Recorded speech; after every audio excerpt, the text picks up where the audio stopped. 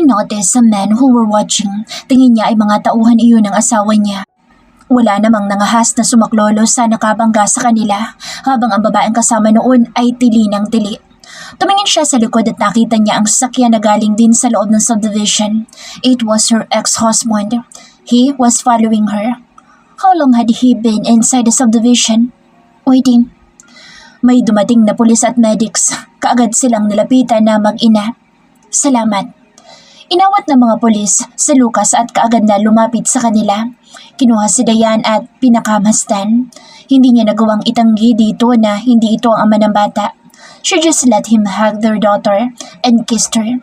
Kitang-kita niya ang pag-aalala sa mukha ni Lucas. Are you hurt, princess? Masuyong tanong nito at umiling naman si Diane. Tulala siya nang paupuin siya sa loob ng ambulansya. May mga pulis na nasa labas. Nagtatanong sa kanya kung anong nangyari pero hindi siya kaagad nakasagot. She's still in the state of shock, officer. Agad nasagot ni Lucas. Nasa may anak niya ito, hindi umaalis. Yakap lang naman ito ang bata na tulad niya hindi rin umiimik. I can't give my statement, she said. And I have a dash camcorder. He'll see who's right. I have my child with me. Naiyak siya. The driver was a reckless driver. Idedemanda ko siya. Napasigaw siya sa sobrang niyang galit. Nakatingin siya sa lalaking driver ng pick-up at sa babaeng hindi din tumitikal. May CCTV kami, Mrs. Fuentes. Agad nasalo ni Lucas at hindi naman siya nakapiyok pa. May CCTV sa lugar na ito, Mrs. Fuentes. Makatutulong iyon sa inyo at sa gagawin namin investigasyon. The police officer said. Tumango siya pero buo ang loob niya sa balak na pagsasampa ng demanda. Baka hindi lang sila ang makaranas ng ganoon kapag nagpatuloy ang lalaking iyon sa pagmamaneho. Baka makapatay pa iyon ng mga inosenteng tao. Rosales yata yan, Sergeant. Bulong ng isang pulis sa kasama. Hindi yan paaareglo. Talagang hindi. Matatas na sagot niya at sumabay si Lucas. That guy put my daughter's life in danger. Even if that man has to pay us billions, we will never make an arrangement about this matter. Lucas spoke. Sounded so mad. Baka sa mukha nito ang totoong galit at pagkabwisit. Siya man ay ganoon din at hindi lang dahil sa angkan niya o mapera sila kaya hindi siya paareglo. She doesn't want this thing to ever happen again. Not to her. And not to anybody. Ramdam pa rin ni Lucas ang galit sa dibdib niya hanggang sa mga sandaling iyon. Gusto niyang maiyak dahil kauuwi pa lang na mag-ina niya matapos siyang pagtaguan ng matagal na panahon. Ngayon ay muntik lang namang araruhin ng gago. Kakabigay pa lang sa kanya ng langit ng pagkakataon na itama ang mga maling nagawa niya. Kukunin na agad ng iba? Hindi pwede. He looked at his bratty daughter. May buko rito sa noo dahil malamang ay umuntog sa matigas na parte ng sakyan. Hey, malambing na sabi niya rito sa kanya hinawakan sa baba ang anak. Tumingin naman ito at wala ngayon ang katarayan. Diane looked so frightened. Sakit pa ba? Tanong ni Lucas sa kabalak na salatin ng bukol pero umiwas ang bata saka tumango. Daddy will kiss it. Strangers must not kiss a girl. I'm not a stranger. I'm your daddy. But Diane looked down and Lucas had a chance to kiss the little girl's forehead. Just like magic, it will gradually heal. Just like what you read in your book. Anya sa anak. Tumango si Diane tapos ay nagpakarga na sa kanya. Natutuwa siya na nakakarga niya ngayon ang anak niya. Hindi niya hahayaan na masasaktan ito at si Freya. Ngayon na ang kanyang pagkakataon na magpakaasawa at magpakaama. Makailang ulit niya itong hinalikan. He realized one thing at that moment. He must never waste any chance again to keep his wife and daughter close to him. Mas kakapalan na niya ang mukha sa pagsusumamo kay Freya. Natatakot siyang baka mawala na naman ang mga ito sa kanya. Hindi niya alam kung saan hahanapin na kahit saan ay hindi mahagilap. Aminado naman siya na triple ang yaman nito kaysa sa kanya kaya kahit na anong gawin ay mas pa rin ang galing ng mga Rosales. Pero walang mas magaling ngayon. Kung dati-rati ay duwag siyang lumapit dito dahil sa kasalanan na nagawa niya, ngayon ay hindi na. Freya, look at Lucas. Nakatingin ito sa kanya pero wala siya sa mood na makipagbangayan dito. Hindi pa siya nakakapag-move on sa pambabangga sa kanila ni Dayan. Aaminin niyang takot pa din siya hanggang sa mga sandaling ito. Takot siyang mamatay o mawala ng anak. Itinuon niya ang pansin sa kanyang smartphone. Wala pang sagot si Felix. Ayaw naman niyang tawagan ang papa niya dahil baka makasama ang balita sa mga magulang niya. Kinuha pansamantala ng mobile ang sasakyan niya at kung hindi dumating ang kakambal niya ay magta-taxi na lang silang mag-ina. That's her option, at least. I can give you a ride. Ani Lucas na lumapit sa kanya. Karga nito si Dayan sa isang braso at nakayakap naman ang bata dito. Nakasandalang ulo sa balikat ng ama. There's something inside her which makes her feel so needy about something for her daughter. Bumuka ang bibig niya para sumagot sana pero bumukas din ulit ang bibig nito. No, I will give you a ride. He insisted and it was more of a command than a request. Hinawakan siya nito sa braso at saka siya inakay papunta sa sasakyan nitong nakaparada sa may gilid ng kalsada. He opened the door at the back of his car. You stay with our daughter. Our daughter? Parang musika iyon sa pandinig ni Freya, pero binaliwala niya lang. Sumakay siya ng tahimik at si Dayan ay niyakap niya ng isakay din ni Lucas. Saan ko kayo ihatid? Tanong nito sa kanya. Mga parents. She shortly answered. Tumango ito at saka masuyong hinaplos ang pisngi ni Dayan. Isinara ni Lucas ang pintuan at saka ito umikot sa driver's side.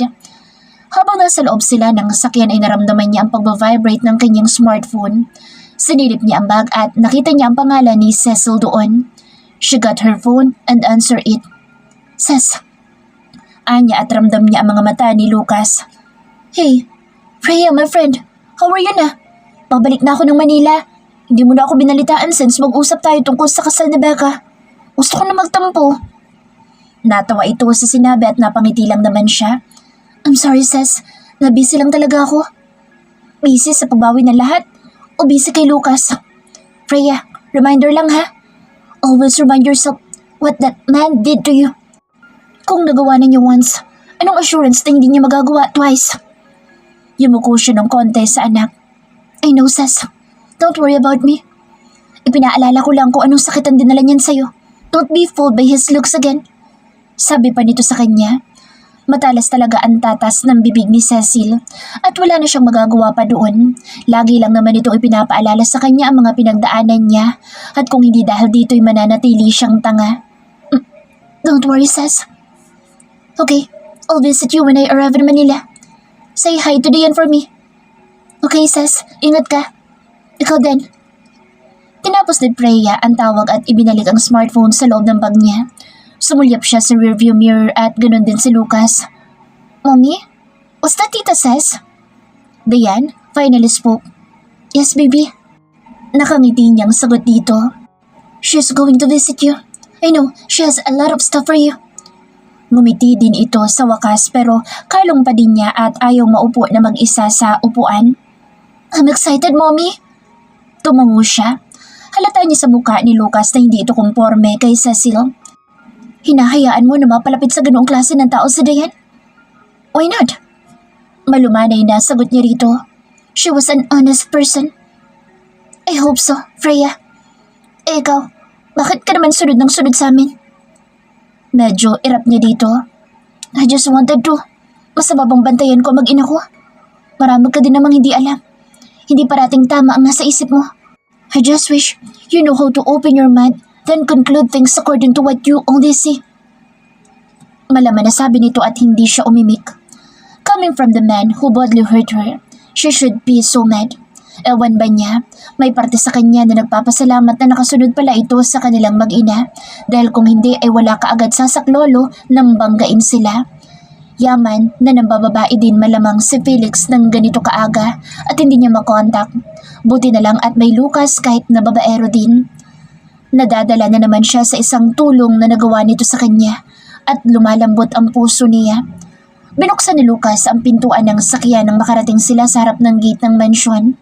She wasn't expecting that Dayan would turn to her father and would hug his neck. Thank you, Mr. Guy. Humalik ito sa ama. It's steady. Ano yun na hindi niya tinutulan. Titig na titig sa mukha ni Dayan. Hindi naman umimik ang bata pero alam niyang lumambot din ito dahil sa pagtulong na ginawa ni Lucas sa kanila. Maya-maya ay nakita ni Freya ang tumatakbong si Felix, dala ang payong.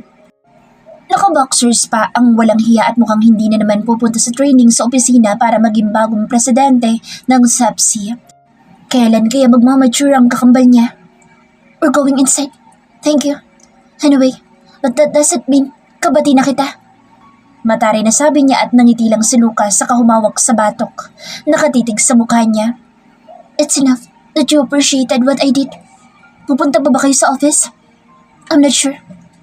You take care of it for now. Sana naman ay hindi ang sekretary mong i-manage mo. Anya rito, sa kanya inirapan at nilayasan. What the hell is that loser doing here?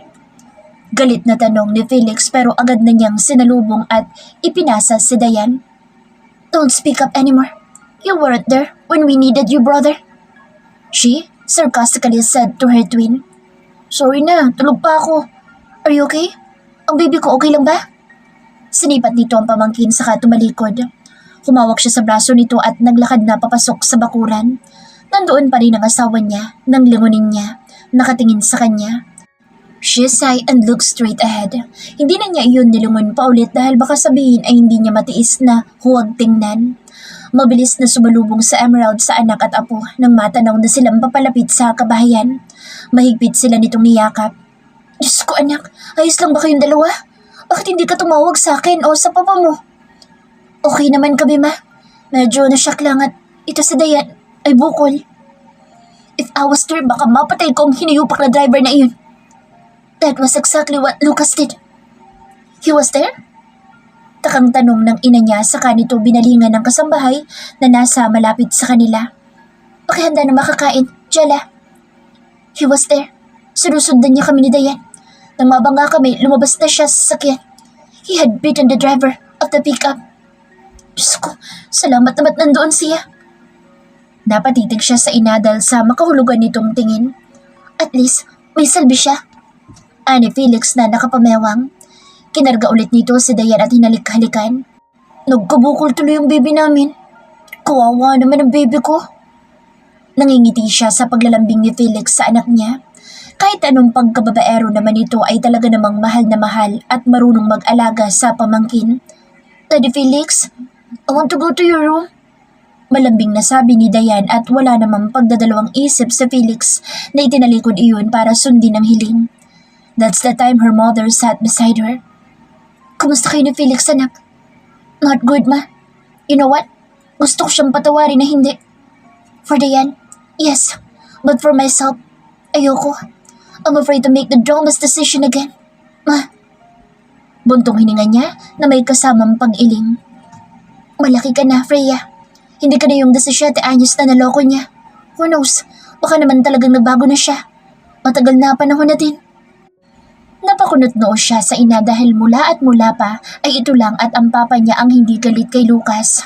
Parang may alam ito na hindi niya alam. Ma, how can you push me to forgive the man who once hurt me? Natawa ito ng konti sa kanya. Hindi naman kita itinutulak. Ang akin lang, sa tagal ng panahon baka na-realize na niya ang mali niya. Every person deserves a second chance. And Lucas still didn't his second chance yet. She was speechless for a moment because somehow, her mother was right. Wala pang second chance ni Lucas pero magulo ang isip niya kung ibibigay niya iyon. Hindi alam ni Freya kung ano nagtutulak sa kanya para hawiin ang kortina at tanawin ang labas ng bahay. Diyos ko, her husband didn't leave yet. Wala iyon sa labas pero malamang ay nasa loob ng sasakyan, naghihintay na naman. Wala na ba balak magbihis ang walang hiyang iyon? Aba, ay mukha pa iyong kawawala lang ng kalasingan. Okay, si Lucas na ang pinakapoging may hangover. She immediately let go of the curtain and looked at her mother. Nakatingin din ito sa bintana at malamang ay nakita ang sasakyan. And Emerald was smiling. Mukhang hinihintay ka pa din niya, tulad ng paghihintay niya ng 6 na taon sa'yo. Ngayon, may daya na siya. Alam na ba niya na siya? Tumango siya. I didn't confirm it yet to him. But knowing him, masyadong makapal na maangkin. Her mother giggled and so she just smiled too. Porka maganda si Dayan, ang kinakaagad na kay Lucas ang bata. Pero nakakatuwa naman sa isang banda na hindi nun iniisip na nalalalaki siya sa loob ng 6 na taong hindi sila nagkita. Hindi nakatiis si Freya at lumabas siya ulit ng mansyon dala ang kanyang payong. Pinuntahan niya si Lucas at bumaba kaagad iyon ng sakyan. Wala ka bang balak na umuwi muna? Salubong kaagad niya sa asawa na napakamot. Baka lang may kailangan ka pa. Anitong humawak sa may balakang, nakatingin sa kanya kaya napakunot noo siya. Ano namang kailangan niya? What do I even need? Tanong niya dito. Ako. Anito kaya ganoon na lang ang pagtikwas ng labi niya rito. No, I don't need anything. I don't need you. The company needs you, so you should be there. Saka hindi ka pa nga nagbibihis. Anya, saka ito na suri mula ulo hanggang paa. Still smell alcohol. Napakamot ulit ito sa ulo kaya tumalikod na siya. Pupunta pa ba kayo doon ng anak natin? Pahabol na tanong ng asawa niya sa kanya. Ako lang. Tuloy-tuloy na siyang bumalik sa loob. Nagmamarcha. Pagpasok niya ay wala na sa living room ang mama niya. Pasalampak siyang naupo sa sofa at kinuha ang kanyang smartphone. Wala siyang nastorbo dahil ang kaibigan niyang si Becca ay nasa honeymoon pa, kaya sa Cecil lang ang naisip niyang tawagan.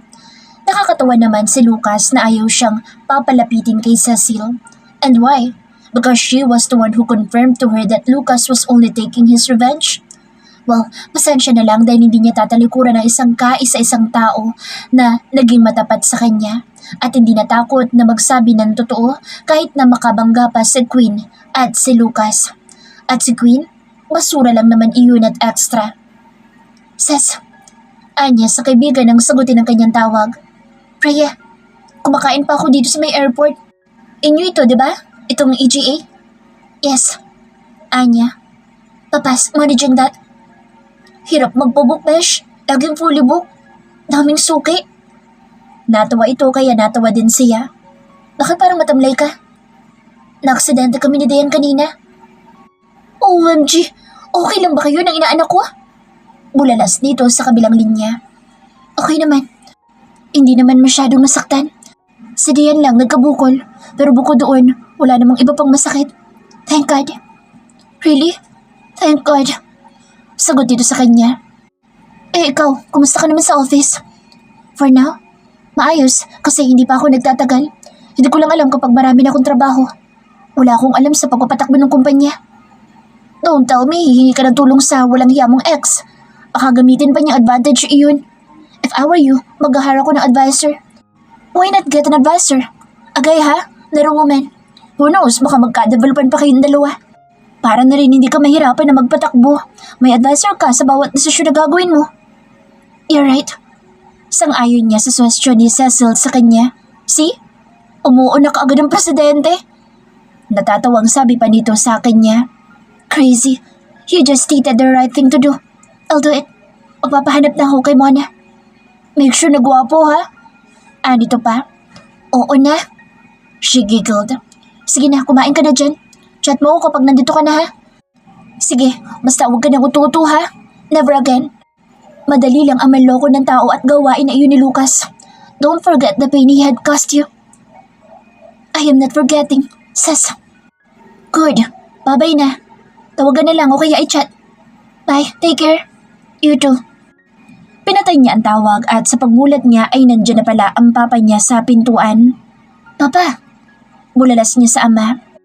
All of a sudden, Fred was already wearing his killer smile. Tumayo siya kaagad at yumakap dito. Your mama called me. Okay ka lang ba anak? Sinipat siya nito. Walang nabawa sa ganda? Natawa siya sa biro ng ama at niyakap siyang muli. Ang apo ko. She's okay papa. Nasa kwarto siya ni Twinnie. Hagas, nandun din si mama. Salamat sa Diyos. Sinong kausap mo? Si Cecil papa. I'm looking for an advisor. May maire-rekomenda ka ba? Lalaki sana. Kanda ubo ito at biglang napangiti. Baka tumalo ng asawa mo sa building niyan anak. Give him chance. Don't listen to that Cecil all the time. May sarili ka ng isip at pakiramdam. Anong pakiramdam pa? Ang pumili ng maling tao? I already accepted that my fate isn't like yours and mama. Give me an advisor. Nagpumewang si Fred tapos ay bumuntong hininga. I'll give you what you want, of course. But You have to practice making decisions on your own. You can ask me to. Okay, Papa. Sagot niya habang nakayakap sa tiyan ng ama. Anong ginagawa ng asawa mo at hindi ka magpaturo? Anong matututunan ko dun? Mga babae din? Fred laughed and patted her head. Hindi siya nakaimik lalo nang makita ang ngiti nito sa kanya. Parang nalito na naman tuloy siya. And these people aren't helping her anymore. Papupuntahin ko bang advisor sa kumpanya, anak? Pag-iba ng ama niya habang nakasulyap sa relong suot. Yes ba? I'll be there at 1:00 p.m. Okay, kiss na si Papa. Tell your mama I came home and send her my kiss. I will. Natatawang sagot niya dahil hinalikan na siya nito ng mariin sa may sentido at may tunog pa. She giggled like a little girl. She's quite thankful that though she failed on choosing the right husband for her, God gave him the best father in the world. Lucas entered the company feeling so high. Hindi naman siya nakadroga pero daig pa niya ang nakatira. Nagpagupit lang naman siya, naglinis ng sarili, naligo at sa maikling salita ay nagpagwapo. Bagong tasa si Sir Lucas? Nakangising sabi ng isa sa mga gwardya sa kanya. Gwapo ba? Tanong niya at sabay na nag-thumbs up ang mga iyon sa kanya, kaya ang ganda lalo ng ngisi niya. Naman, talagang todo ang pagpapapogi niyo, sir, kay mama. Tumango siya. Siyempre, mahirap na mawala ng second chance. Hindi pa nga niya nakukuha ay mawawala na ba kaagad? Of course. Anya naman, nakangisi. Nandiyan na ba? Yeah, sir, kanina pang 1:00. Okay, I'll go now. Nakangisi niyang sabi pero napalis ang ngiti niya nang makita niya ang isang lalaking papasok sa building. Hindi pa niya nakikita ang lalaking ito. Kahit na hindi niya kilala ang lahat ng empleyado, iba ang mukha na ito na papasok ngayon sa kanyang building. Ngumiti iyon nang makita siya. Imposible na hindi siya makilala na lalaki dahil napakalaki ng billboard niya sa labas ng kumpanya. Good afternoon, sir. I'm here to apply for a job. Anito, mukha itong may kaya sa buhay sa unang pagsuri pa lang niya. I'm sorry, but we don't accept applicants in the afternoon. Ngumisi iyon lalo. Pinapunta ko dito ni Freya. Napakunot noo siya at parang nakaramdam siya ng threat. Who is this man? We don't allow intruder, normally a stranger, to see the president of this company without booking for a meeting. Matigas na sagot niya. Selos ang nararamdaman niya. Sigurado siya. Napakaganda lalaki nito at nabubwisit siya. I am not a stranger, I believe. Kinakapatid ako ni Freya. Pinapunta ko dito ni Ninong Fred para maging advisor niya. You can call her, sir, if you want. Tell her I am the advisor that she needed. Please? I will call her. Mayabang na sagot niya pero naalala niyang wala pala siyang number. Tapos ay baka sungitan siya noon. Mapaya pa siya sa lalaking ito na kaharap niya. Uminit ang ulo niya, kasama na pati na ang dugo niya. Bakit naman maghahanap pa yun ng advisor ay nandiyan naman siya? Alam niyang pasikot-sikot sa pag-manage ng engineering company nila. They're building architectures and do interior decorating too. Landscaping and land development. Sakop din nila ang consulting agency. Lahat yun ay kaya niyang gawin. Ano pa ang kailangan ni Freya? Wala talaga yung tiwala sa kanya. At sino ba magkakaroon sa kanya ng tiwala? Call mo na. Anya sa gwardya. Sumunod naman iyon kaagad kaya tinanguan niya ang isa para papasukin na ang lalaki matapos na mag-negative sa isang scanner. Let's wait. She's worth the wait. Anito kaya umini talagang ulo niya. May nalalaman pa itong banat-banat. Sipain niya kaya itong palabas. Paakitin na daw po sa taas, sir. Sabi ng gwardya matapos na makausap si Mona. So, his wife is really expecting this asshole, ha? Follow me. Anya sa lalaki na ngiti-ngiti naman. Ano namang iningiti-ngiti nito? May nakakatawa ba? Siya ay hindi natatawa. Tinutubuan siya ng sakit sa mga sandaling iyon. Sakit na high blood. What degree did you take? Tanong niya sa lalaki habang nakapamulsa siya sa loob ng elevator. Engineering and accountancy. I am a licensed engineer and a CPA, sir. Nanigas ang mga panganiya pero lamang pa din siya dito. He has a doctorate degree in business administration and he is an engineer too. Plus, he had taken BS economics. Kung advisor lang naman ang kailangan ni Freya, bakit tumingin pa sa iba? It's because she hates you, okay? Quite good.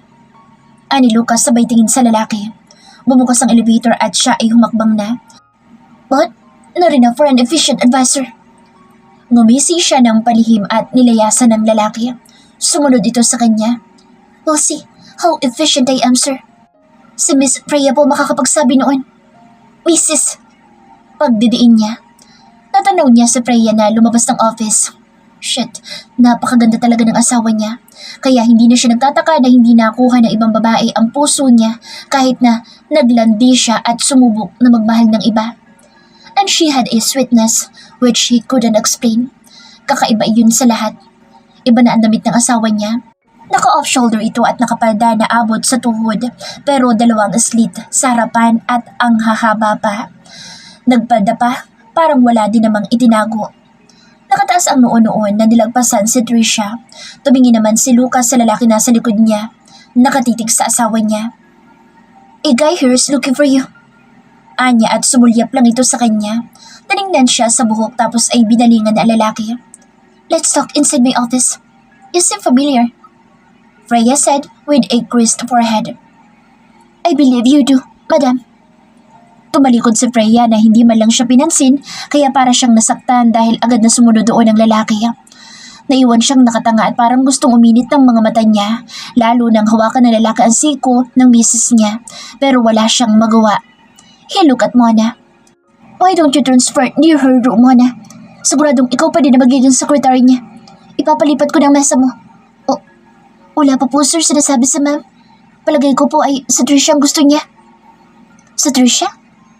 Napatingin siya sa babaeng nakatingin sa kanya at parang ninenervyos na ewan. Mag-resign na lang ito kaysa ang maging secretary ni Freya. Alam na niya ang mangyayari sa kawawang babaeng ang hilig ay ayusin ang kwelyo niya kahit na ayos na naman na talaga. Lumapit siya kay Trisha at tumayo sa may harap ng mesa ng babae. Mahal mo ba ang buhay mo, Trisha? He asked and wanted to laugh at his own question. Kumurap ang babae at sa mga sandaling iyon ay tinakasan ng kalandian sa katawan. 100%. Bakit po, sir? My suggestion is, I think you better weigh it if you want your normal life or your job. Freya doesn't like you. Mukhang mahirapan ka kapag naging secretary ka niya. Kaya kung mahal mo pa ang buhay mo, mas maganda siguro na mag-resign ka na. Prangka ang sabi niya dito.